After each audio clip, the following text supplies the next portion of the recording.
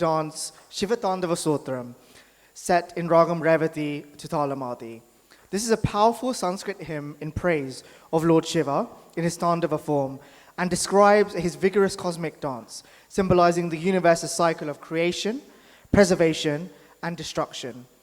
Please join me in welcoming our performers, Adanya Jude Anantinas, Amala Leela Srinivasan, Ivy Baxter, Angel Reginald Rajavadayam, Ananya Anandaram, and Anya Rani Srinivasan.